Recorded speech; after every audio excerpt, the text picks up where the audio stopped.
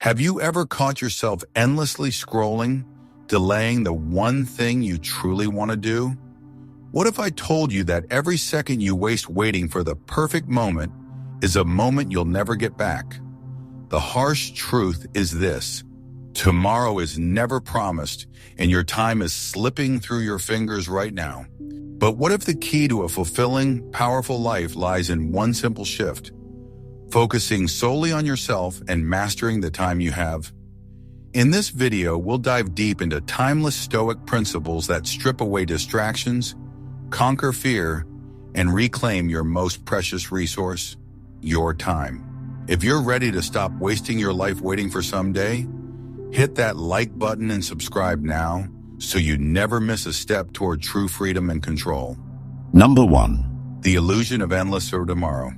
Stop procrastinating, as tomorrow is never guaranteed. Focus on the present moment. One of the most dangerous illusions we live under is the belief that we have time, that there will always be a tomorrow waiting for us to finally start living, to finally take action. But the Stoics were clear. This is self-deception. Marcus Aurelius, writing in the quiet hours of his meditations, warned us bluntly, do not act as if you were going to live 10,000 years. Death hangs over you. While you live, while it is in your power, be good. That's not poetic flair. It's a reminder that today is not just another day. It could be your last. Procrastination thrives on the fantasy of later. We delay the conversation, the project, the dream, convincing ourselves we'll begin when the stars align. But those stars never do. Seneca, in his letters to Lucilius, dismantled this myth when he wrote, life is long if you know how to use it. The problem is not time, it's our misuse of it. Every time we defer action, we surrender agency to the unknown. And in that surrender, life slips through unnoticed and unrecovered. Consider Cicero, a brilliant orator, yes, but a man whose hesitation and constant political calculation helped usher in the fall of the Roman Republic. His downfall wasn't a lack of intelligence, it was a lack of timely action. Contrast that with Epictetus, a man born into slavery who, despite every obstacle, became one of the most influential Stoic teachers in history. Why? Because he mastered what the Stoics called prohairesis, the power to choose how to respond regardless of circumstances. This is the Stoic antidote to the illusion of endless time. Radical presence. When you live as if today truly matters, your focus sharpens. You stop tolerating distractions. You stop making excuses. The noise quiets. The trivial fades. And what remains is clarity, not just about what you need to do, but about the person you want to become. Action becomes sacred. However, let's be clear. This isn't about reckless, impulsive decision-making. It's about deliberate urgency. You act not because you're panicking, but because you're aware. Aware that time is the one currency that never refunds. Aware that regret is not caused by failure, but by delay. By embracing this mindset, you reclaim your sovereignty. You stop letting time control you, and you start using time as it was meant to be used, with intention, focus, and courage. You begin to live in accordance with the Stoic principle of living according to nature, which means living in alignment with reason, reality, and the truth of impermanence. In practical terms, this means setting daily priorities, cutting through digital distractions, creating boundaries around your time, and building a habit of decisive action. And when your mind whispers, "I'll do it later," answer with the clarity of Marcus Aurelius, you are not promised another breath. The illusion of endless tomorrow is the enemy of greatness. Recognize it, confront it, defeat it. Only then will you truly begin to live. Number 2. The tyranny of distractions. Minimize external and internal distractions, social media, entertainment, to cultivate focus and presence. Be intentional about what you consume. In the ancient world, distraction came in the form of public games, gossip, and political theater. Today it comes from a glowing screen in your pocket. Pinging, buzzing, feeding you a never-ending stream of noise. But the effect is the same. Your attention is hijacked, your focus scattered, and your time devoured. The Stoics would have called this not just a nuisance, but a subtle form of slavery. A slavery of the soul that most people never even realize they've entered. Seneca warned us centuries ago that to be everywhere is to be nowhere. When you scatter your focus across countless fragments of media, updates, and endless opinions, you lose your anchor. You lose your presence. And without presence, you lose your personal power. You're no longer the author of your thoughts. You become a passive consumer of noise. You allow your environment to dictate your state instead of directing it from within. This, according to the Stoics, is one of the greatest modern tragedies. We are drowning in stimulation, but starving for meaning and clarity. Consider Marcus Aurelius. He ruled an empire, led armies, and faced betrayal, yet still carved out moments of stillness to reflect and write. His meditations were not meant to impress others. They were tools to clear mental clutter and return to inner clarity. Despite the relentless pressures of leadership, he made solitude a daily practice. If the most burdened man in the Roman Empire could find silence, what's stopping you?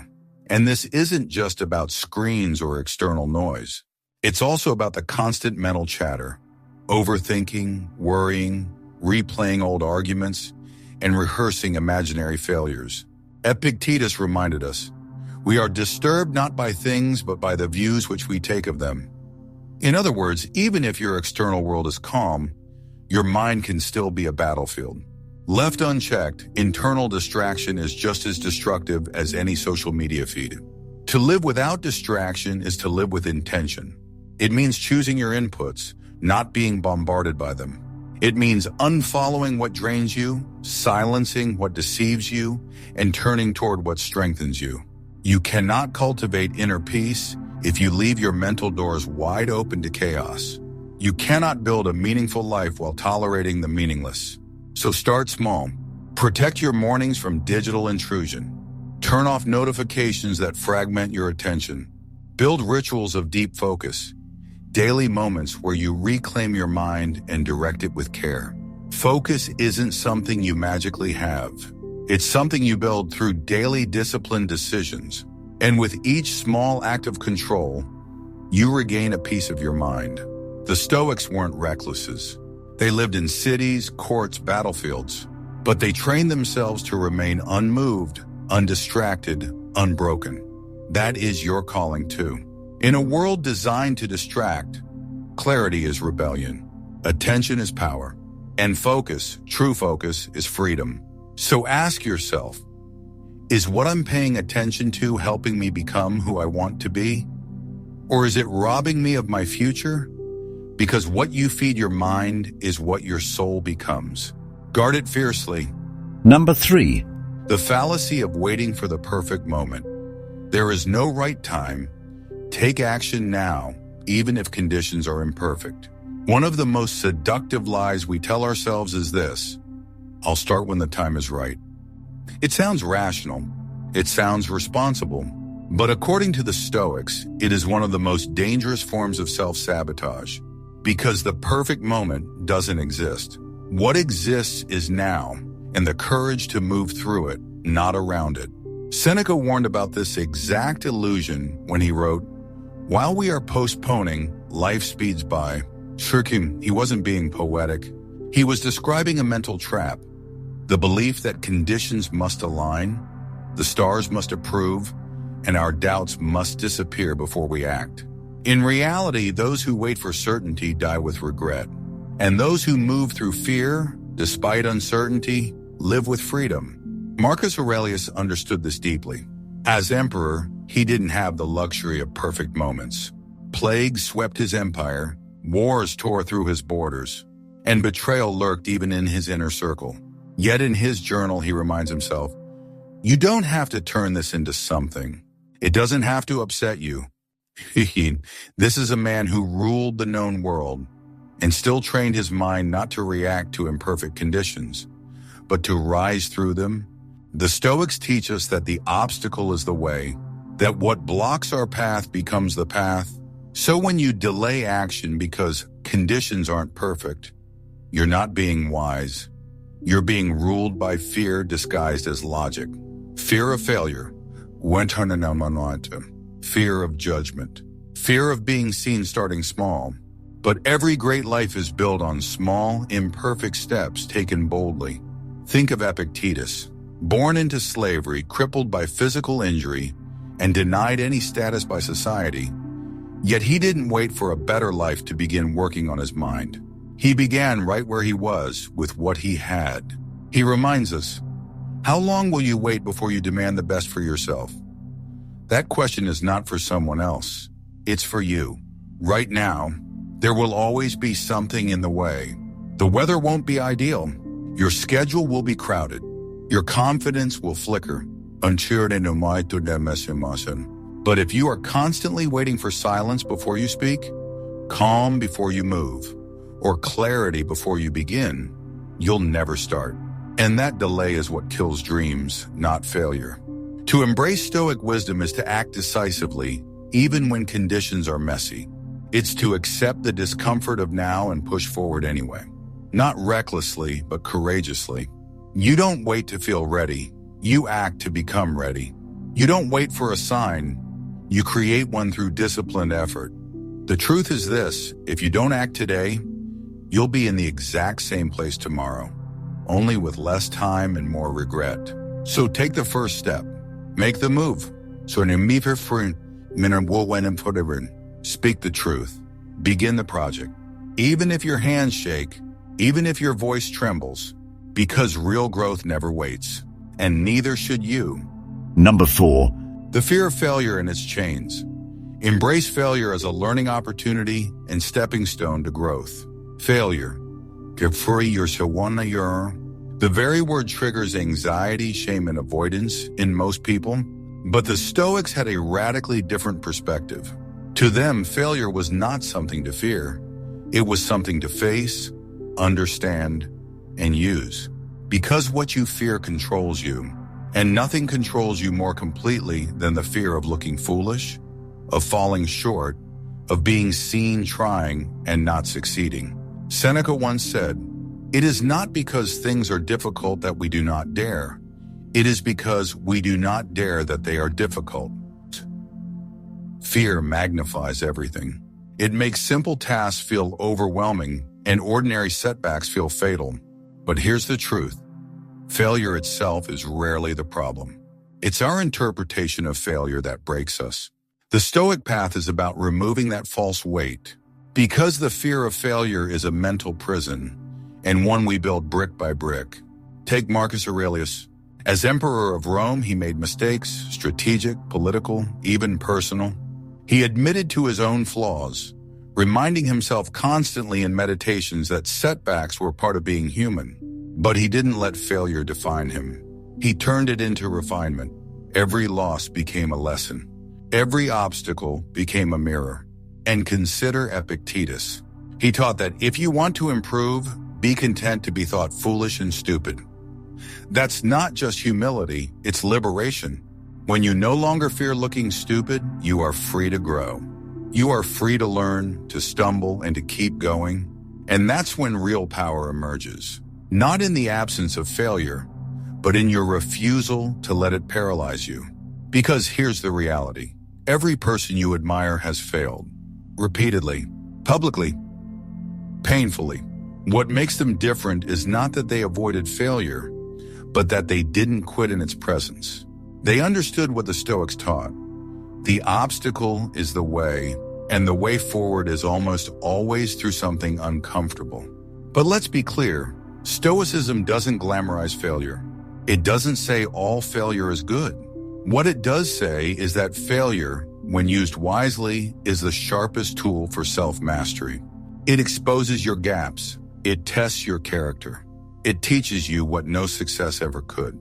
If you're paying attention, your greatest teachers will come dressed as your biggest mistakes. So the next time you hesitate out of fear of failing, remember this, that hesitation is already failure, because it keeps you stuck. Moving forward, failing, learning, adjusting, that's the only way you evolve. You don't learn by winning all the time. You learn by being willing to lose without losing yourself. The Stoics believe that courage is the foundation of all virtue. And courage is not the absence of fear. It's action in spite of it. So act, risk the failure, risk the rejection, risk being misunderstood. Because on the other side of that fear is your freedom. And the cost of avoiding it is a life unlived. Number 5. The weight of regret. Live in the present to minimize future regrets. Use past regrets as a guide for better choices. Regret is one of the heaviest emotions a human being can carry. It lingers in silence, sharpens in reflection, and often arrives too late, after the moment has passed, after the words were left unsaid, after the action was never taken. But the Stoics did not fear regret. They saw it for what it is, a teacher, a signal, a warning from the past urging you to live more fully now and not repeat the same mistakes. Seneca said, "Begin at once to live and count each separate day as a separate life." Why would he say that unless he knew how easily we drift from the present into a fog of what-ifs? Stoicism trains us to anchor ourselves in the now, not because the past is meaningless, but because it's unchangeable. The only power you have over regret is how you respond to it. The past cannot be altered, but your present reaction to it can shape your future. Many people try to bury their regrets. They avoid thinking about missed opportunities or past mistakes because it hurts. But avoidance is not freedom. The Stoic approach is different. Look directly at your regret, dissect it, and extract the lesson. What did you fail to do? Why didn't you act? What fear or excuse held you back? In those questions, there is a map, one that can guide your future decisions if you're brave enough to follow it. Take Marcus Aurelius, for instance. Though he was emperor, he often wrote as a humble man, wrestling with his own limitations. In Meditations, he reminds himself, "You could leave life right now. Let that determine what you do, say, and think." He didn't want to be ruled by what he should have done. He wanted to be defined by what he was doing right now. That's the Stoic response to regret. Let it sharpen your urgency, not your shame. Regret can either paralyze you or propel you. If you treat it as a burden, it will drain your spirit. But if you treat it as information, an honest audit of how you've lived, it becomes a compass. It shows you what not to repeat. And more importantly, it shows you where your deeper values lie. You don't regret wasting time if time means nothing to you. You regret it because part of you knows your life is meant for more. So the task is not to eliminate regret. That's impossible. The task is to limit future regret by making better decisions in the present. Choose presence over distraction. Choose courage over comfort. Choose action over avoidance. Because what you don't face today will return as regret tomorrow. Louder, heavier, harder to ignore. In the end, regret is not your enemy. Living passively is. The Stoics urge us to take each moment seriously, not solemnly, but intentionally. Let your past regrets speak, but don't let them define you. Learn from them, then let them go. Because the only life you can change is the one you're living now. Number 6, the illusion of busyness. Prioritize meaningful tasks over mere activity. Focus on what truly matters.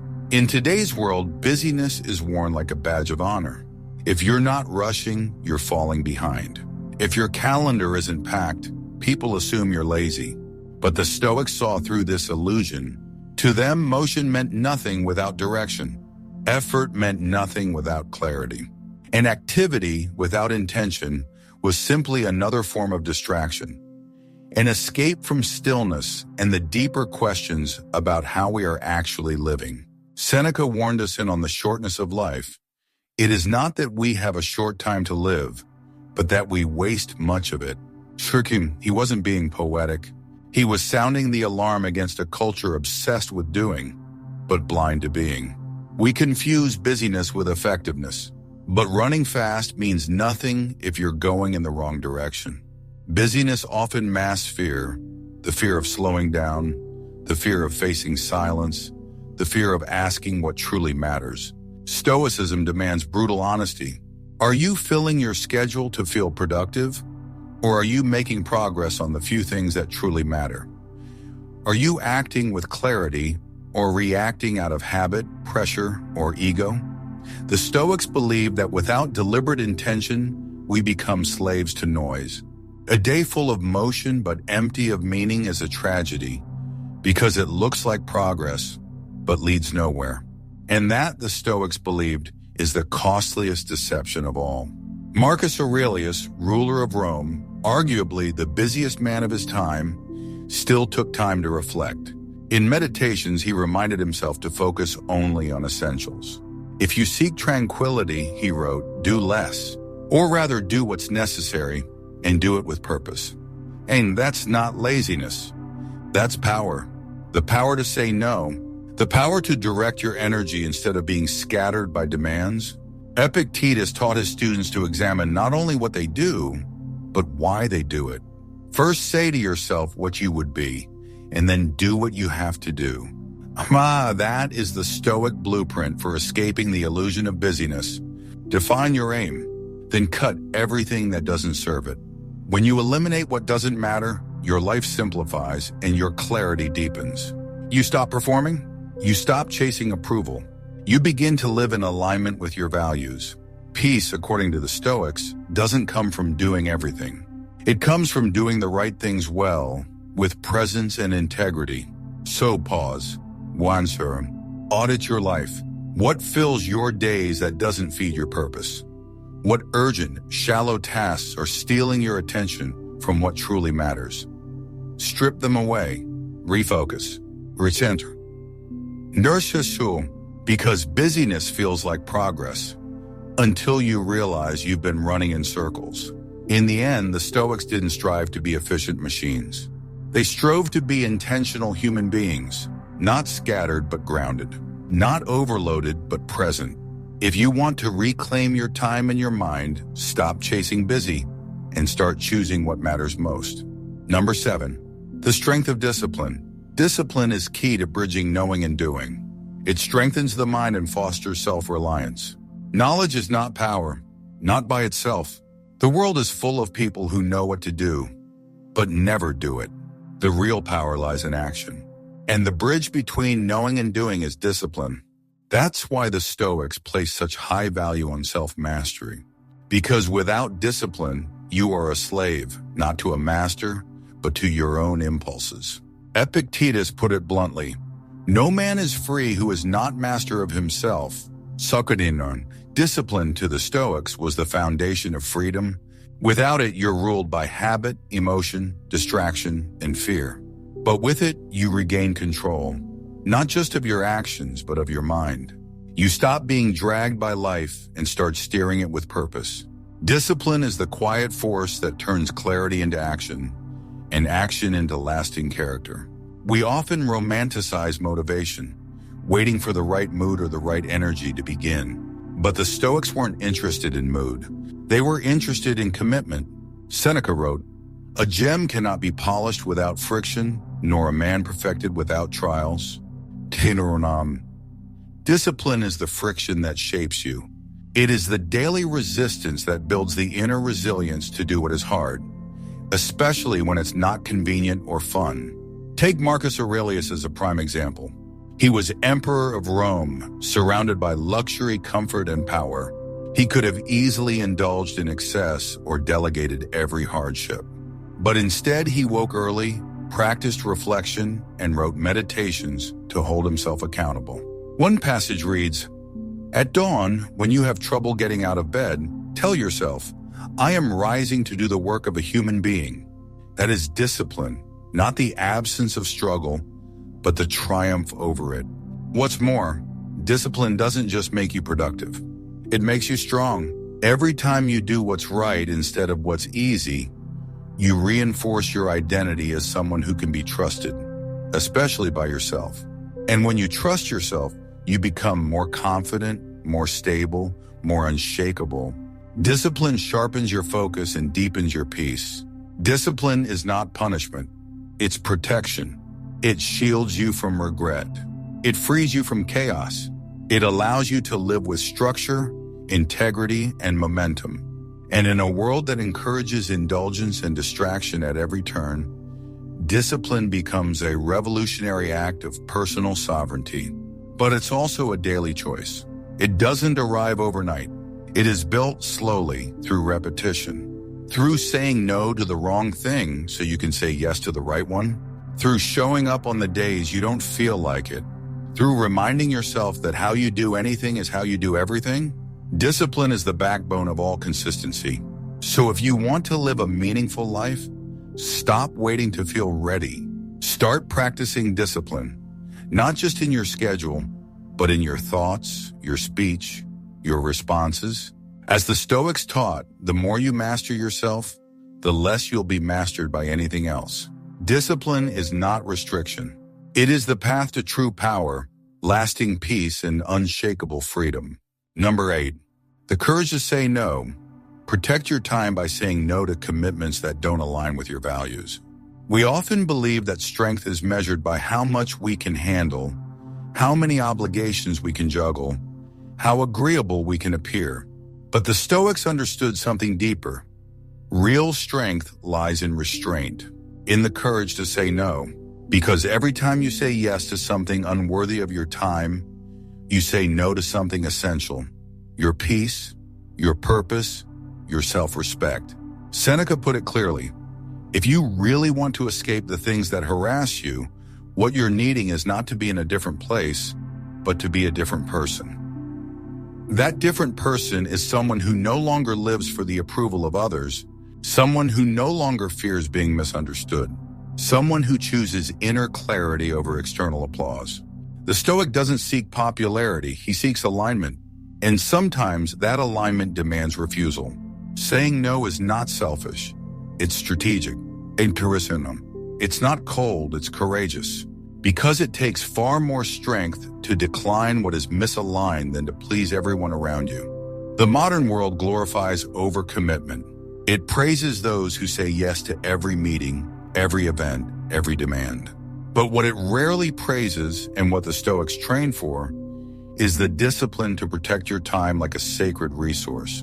Marcus Aurelius, arguably one of the most burdened men in history, ruled an empire and still understood the value of inner space. In Meditations, he reminds himself, ask yourself at every moment, is this necessary? That's not just time management. That's soul preservation. That's the voice of a man constantly filtering life's noise to preserve what matters most. Saying no allowed him to say yes to stillness, to reflection, to principle. Even Epictetus, who had little material freedom, taught that the ultimate freedom lies in what we choose to engage with. It is not things themselves that disturb us, he wrote, but our opinions about them. Many of our obligations are self-imposed. We assume we must do everything, be everywhere, please everyone. But must we? Stoicism says no. If it costs your inner peace, it's too expensive. The courage to say no is the courage to choose your path over someone else's script. It's the ability to disappoint others rather than betray yourself. And yes, it will feel uncomfortable. People may be surprised, even upset. But the goal of Stoicism is not to be liked. It's to be aligned. Aligned with nature. Aligned with virtue. Aligned with what is truly yours to carry. So the next time you feel pressured to agree to something out of guilt, obligation, or fear of judgment, pause. Ask yourself, as Marcus did, is this necessary? Does this contribute to the kind of life I am building? Or does it distract from it? In the end, your time is not just minutes on a calendar. It's your life. Every yes is a trade. Every no is a boundary. And boundaries, the Stoics remind us, are not walls to keep people out, but doors that protect what's within. If you want to live with clarity, purpose, and power, learn to say no, not with anger, but with quiet, unwavering resolve. Number 9, the power of routine and ritual. Establish consistent daily routines to create stability, focus, and mental clarity.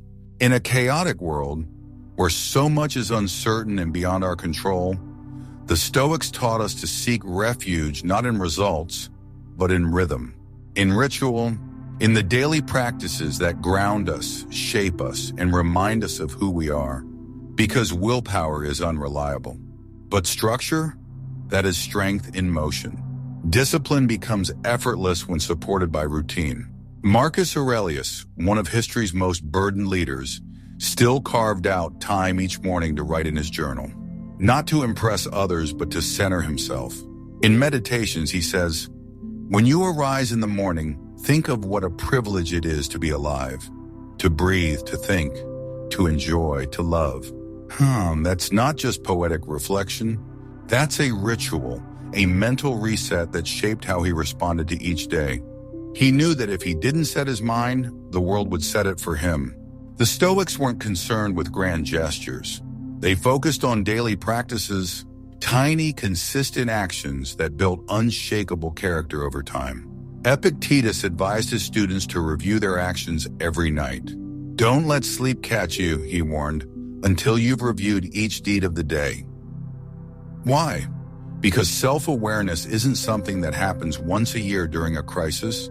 It's a discipline, honed day by day, hour by hour. Modern science echoes this wisdom. Studies show that habits reduce mental fatigue. They automate what matters, leaving your mind free for deeper thinking and higher values. But the Stoics understood this centuries ago. They weren't trying to control everything. They were trying to master the one thing they could, themselves. And ritual was how they did it. Seneca believed that routines weren't about control, but clarity. In his letters, he wrote about the simplicity of his daily habits. Rising early, reading, writing, reflecting. For him, routine wasn't dull repetition. It was sacred preparation. Every action, every moment was a chance to train the soul. Even something as small as how you eat, how you sit, how you speak, these weren't mindless behaviors. They were acts of self-mastery. In our modern lives, it's easy to fall into distraction, to start the day by scrolling, to end it by numbing out. But the Stoic chooses differently. He builds bookends to his day, morning intention, evening reflection. Not as rigid commands, but as anchors. Because without anchors, we drift. And when you drift, you lose direction, focus, and peace. So ask yourself, what are your rituals? Do they align with the person you want to become? Do they serve your highest values or just your immediate comfort? The power of routine is not in its novelty. It's in its ability to shape your identity without needing willpower every single time. Ritual builds momentum, and momentum builds mastery. If you want clarity in chaos, if you want peace in pressure, don't wait for inspiration. Build a structure. Live by rhythm. Let your habits do the heavy lifting. Number 10, the art of letting go. Release attachments to the past, control over others, and things you cannot change to live more fully in the present. If you feel exhausted, it's often not because of how much you're doing, but because of how much you're holding. The Stoics understood this long before modern psychology. Peace doesn't come from fixing everything. It comes from letting go of what was never yours to fix in the first place. Letting go is not giving up. It is not weakness. It is strength, refined. It is clarity in action. Because you can't carry yesterday and today at the same time. You can't control other people and master yourself. You can't live in fear and walk in freedom. Something must be released. And that release, that sacred art of letting go, is what Stoicism teaches us to practice every day. Marcus Aurelius reminded himself, "You have power over your mind, not outside events. Realize this, and you will find strength." He didn't write that in peace. He wrote it while ruling a fractured empire, burying children, losing friends, facing betrayal. And yet he returned again and again to one truth: control the inner world, accept the outer. Let go of what you cannot command. Epictetus, too, taught this fiercely. He said, some things are up to us and some things are not.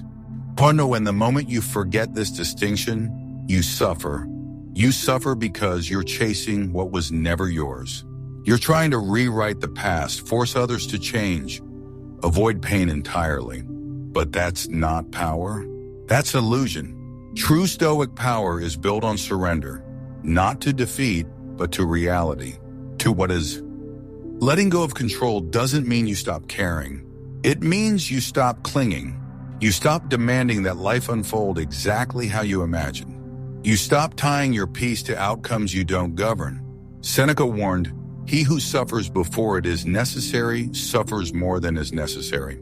So many people suffer in advance. They suffer through imagined scenarios, past regrets, future fears. But what the Stoics knew was this: the present moment is all we ever truly own. And to grip the past or try to strangle the future is to lose the only place you can live. Now, letting go is a discipline. It takes practice. It takes sitting with discomfort. It takes noticing the urge to control, then gently choosing clarity instead. Sometimes you let go with a decision. Other times you let go every single day. But over time it gets lighter. You get lighter. And life once again becomes livable. So ask yourself today, what am I still carrying that no longer serves me? What weight have I mistaken for responsibility? And what would I reclaim? Peace, focus, presence, if I could simply let go. You cannot change the past. You cannot control others, but you can choose this breath, this thought, this response. That is your power. And that's where your peace begins. Not by gripping tighter, but by learning at last to release. You only get one life, and most people waste it. Not all at once, but piece by piece. In distractions, in regrets, in trying to please people who don't even know who they are. But if you've made it this far, you're not most people. You're someone who's ready to take control, to stop leaking time, to stop bargaining your peace away. The Stoics didn't promise an easy life, but they showed us how to live a meaningful one. Not by chasing what's outside, but by mastering what's within. So if this video gave you clarity, power, or a new direction, don't just leave it here. Live it, Aborn. Come back to it. Make it a part of your routine. And if you know someone who needs to hear this, send it to them. Don't let this wisdom die in silence. And of course, like the video, subscribe for more Stoic insights, and join us on this path of discipline, presence, and freedom. Because this journey is just getting started.